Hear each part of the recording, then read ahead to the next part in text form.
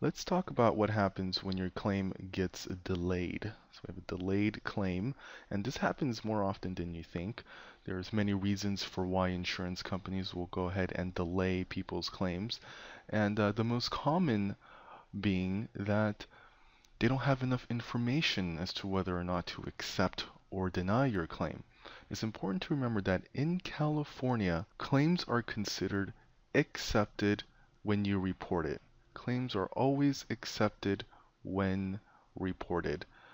The only way your employer and the insurance company can deny your claim is if they find information or evidence within 90 days of the day you report your injury that shows that they can deny your claim. Okay, so there's what's called a 90-day decision period.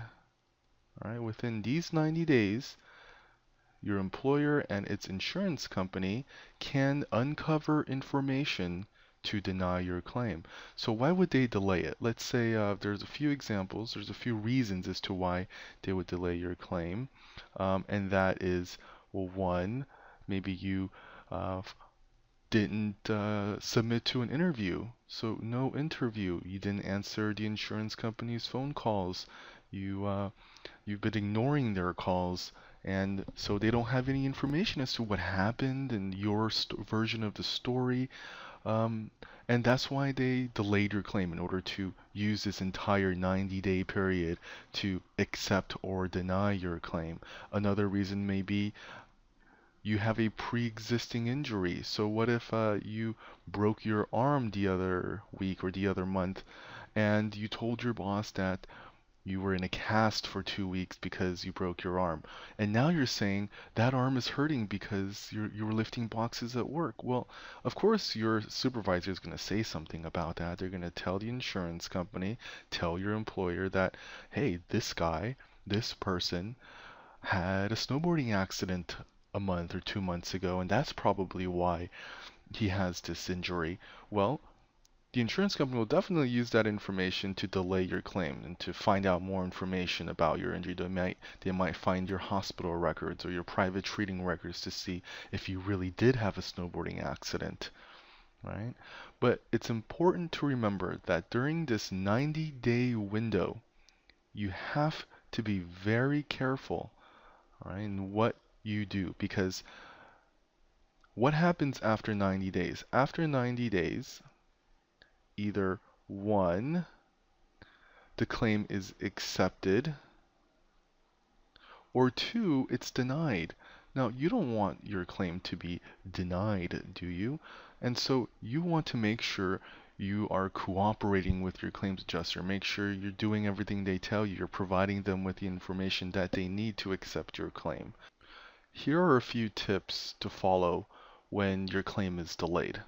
Right? So tips for the delay period.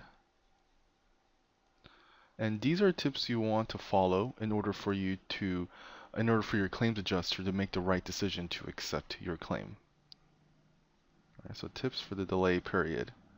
All right. 1, medical treatment up to $10,000 is approved throughout the delay period.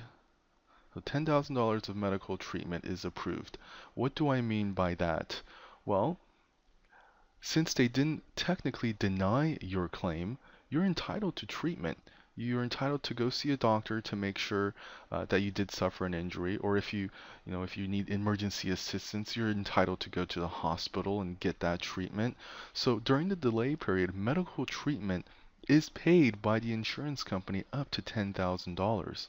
However, no disability benefits are paid, right? So if you're losing time from work, if you've suffered some kind of injury that makes it so you can't go to work, you can't lift boxes and that's part of your job, and you're losing time from work, you're losing wages, technically during this delay period, the insurance company and your employer does not need to provide you with any type of lost wage benefits. Okay. But after the delay period, let's say they do accept your claim, they need to retroactively pay you for the time you were off of work. The third tip, always cooperate with the insurance company. Okay, they're asking for information. They are they want to know more about your claim. They want to know if they should accept it or not. So cooperate with the insurance company.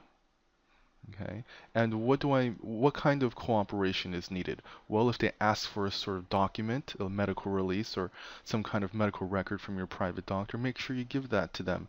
If they want you to submit to a qualified medical evaluation, you should do that. We'll talk more about qualified medical evaluations in another posting. So these are the types of things that you should concentrate on during a delay period. If you need treatment, definitely go get it. Insurance companies are not there to stop you from getting medical treatment. They will pay up to $10,000 of it. So definitely get medical treatment and cooperate with the insurance company.